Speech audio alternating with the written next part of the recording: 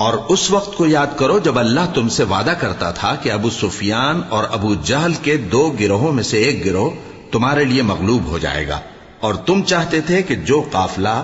بے شان و شوکت یعنی بے ہتھیار ہے وہ تمہارے ہاتھ آ جائے، اور اللہ چاہتا تھا کہ اپنے فرمان سے حق کو قائم رکھے اور کافروں کی جڑ کاٹ دے، تاکہ سچ کو سچ اور جھوٹ کو جھوٹ کر دے، گو مشرک ناخوش ہی ہوں۔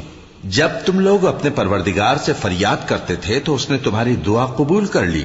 اور فرمایا کہ تسلی رکھو، ہم 1000 فرشتوں سے جو ایک دوسرے کے پیچھے آتے جائیں گے تمہاری مدد کریں گے۔ اور اس مدد کو اللہ نے محض بشارت بنایا تھا کہ تمہارے دل اس سے اطمینان حاصل کرے، اور مدد تو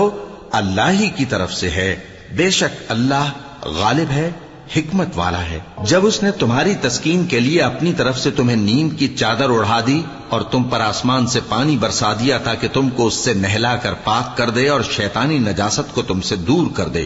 اور اس لیے بھی کہ تمہارے دلوں کو مضبوط کر دے اور اس سے تمہارے پاؤں جمائے رکھے۔